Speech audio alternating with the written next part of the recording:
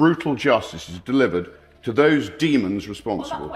It is about distinguishing between right and wrong. I can't help this repetition of 22 billion black hole. Who is Rupert Lowe, and why is he causing such a stir in Parliament? This former football chairman turned MP has just delivered a bombshell speech that's left the Labour government reeling. In a shocking confrontation, Lowe demanded answers about the historic grooming gang scandal, pushing for deportations and welfare reforms. But that's just the tip of the iceberg. What other uncomfortable truths did he bring to light? The halls of Westminster have seen their fair share of characters, but few have caused such a stir as Rupert Lowe. This former football chairman turned Reform UK MP has brought a breath of fresh air to the stuffy corridors of power. But who exactly is this man shaking up the political establishment? Rupert Lowe's journey from the boardroom to the backbenches is anything but conventional. As the former chairman of Southampton Football Club, Lowe cut his teeth in a world where results matter and excuses don't cut it. What has happened with regard to the historic grooming gang scandal? The British people want answers. It's the public services that are the problem. They're wasting money. Please, can we please seriously consider this? Will she accept if the economy turns? It's this no-nonsense approach that he's now bringing to the world of politics, and it's causing quite a commotion. Unlike the typical career politician, Lowe doesn't speak in carefully crafted sound bites or dodge difficult questions. His background in business and sports has given him a unique perspective on how things should be run. And it's this outsider status that's made him such a refreshing presence in Parliament. But what drove Lowe to trade the football pitch for the political arena? According to those close to him, it was a growing frustration with the status quo. He saw a political class more concerned with virtue signaling than tackling real issues, and he decided it was time to do something about it. Joining Reform UK was a natural fit for Lowe. The party's commitment to shaking up the system aligned perfectly with his own goals, and it wasn't long before he was making waves in his new role. In his first weeks as an MP, Lowe has already made quite an impression. He's been vocal about issues that many career politicians shy away from, asking uncomfortable questions and demanding real answers. His confrontational style has ruffled more than a few feathers, but it's also earned him a growing fan base among those tired of political spin. One particular exchange in the House of Commons exemplifies Lowe's approach. When questioning a Labour minister about the government's handling of immigration, Lowe didn't mince his words. Establish a specified task force to root out this wicked evil. Don't just fire these vile individuals, prosecute them. Can the minister explain why, after 13 years of Conservative rule, we still haven't got a grip on our borders, he demanded, leaving the minister visibly flustered. It's this kind of direct questioning that's becoming Lowe's trademark. He's not interested in playing political games or scoring cheap points. Instead, he's focused on getting results and holding those in power accountable. Of course, not everyone is thrilled with Lowe's style. Some of his colleagues have criticized him for being too aggressive, arguing that his approach is counterproductive. But for Lowe and his supporters, that's precisely the point. They believe that the time for polite political discourse is over, and that real change requires a willingness to ruffle feathers. Rupert Lowe's latest parliamentary confrontation has sent shockwaves through Westminster, as he turns his attention to one of Britain's most sensitive issues, the historic grooming gang scandal.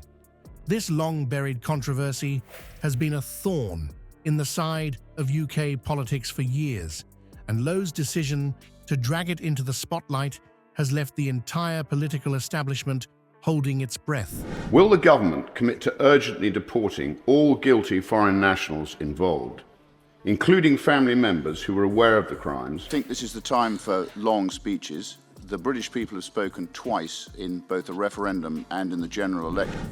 As Lowe took the floor, the tension in the room was palpable.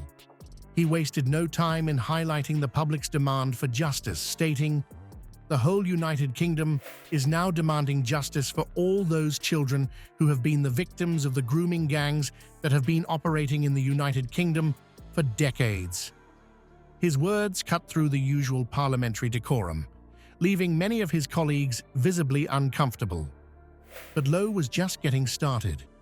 In a series of shocking demands, he called for the urgent deportation of all guilty foreign nationals involved in grooming gangs. Will the government commit to stripping citizenship from dual nationals implicated and deport them as well? Race or religion must protect nobody. So more riches for the lawyers. And, I think, as I've said in the past, we're enjoying the rule of lawyers, not the rule of law. Will the government commit to urgently deporting all guilty foreign nationals involved, including family members who were aware of the crimes and therefore complicit, he asked, his voice steady but filled with barely contained anger. The implications of his words hung heavy in the air, as MPs on both sides of the aisle shifted uneasily in their seats. Lowe's demands didn't stop there. In a move that left many gasping, he called for a pause on all Pakistani visas and foreign aid until the Pakistani government agrees to accept deported citizens who have committed crimes in the UK. Will the government commit to pausing all Pakistani visas and foreign aid into the country until the Pakistani government agrees to accept any of its deported citizens that have perpetrated these crimes on British soil? The audacity of his proposal was matched only by the stunned silence that followed. But perhaps most damning was Lowe's questioning of the Labour government's commitment to transparency. He demanded a full nationality breakdown of those convicted for such offences and the immigration status of those involved. Will the government publish a full nationality breakdown of those convicted for such offences, along with the location of their crimes? The question hung in the air, a challenge that seemed to dare the government to prove its innocence. As Lowe's speech continued, the reactions from Labour MPs grew increasingly heated. Some could be seen whispering furiously to their colleagues, while others glared at Lowe with undisguised anger. The accusations of politicizing the issue for electoral gain were quick to follow, but Lowe seemed unfazed by the backlash. Wives, sisters, mothers, cousins, if they knew and said nothing, these individuals are just as guilty as the rapists themselves. Billion black hole. We're dealing with very serious matters like people's employment. Ultimately, I hear the Chancellor talking about a central planning. In his final salvo, Lowe called for the establishment of a task force to investigate officials who had knowledge of the grooming gangs, but failed to act. Will the government undertake a full investigation into officials who had knowledge of these crimes yet failed to act? The demand for accountability within the government and law enforcement agencies was clear, and it left many wondering just how deep this scandal might go. Rupert Lowe's confrontational style in Parliament has certainly stirred the pot, igniting both support and criticism across the UK.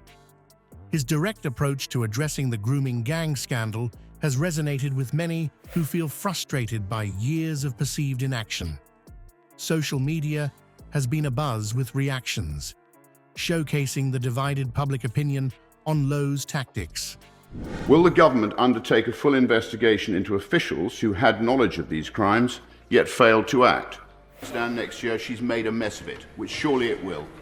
Chancellor. Some praise his courage in tackling difficult issues head-on, while others worry his approach might be too divisive. The growing interest in Reform UK, as reflected in recent polls, suggests that Lowe's brand of politics is striking a chord with a significant portion of the electorate. This shift could potentially reshape the political landscape, forcing mainstream parties to reconsider their strategies. As Lowe continues to challenge the status quo, the question remains: will his unorthodox methods lead to meaningful change, or will they further polarize an already divided nation? The coming months will be crucial in determining whether Lowe and Reform UK can translate this momentum into tangible political influence.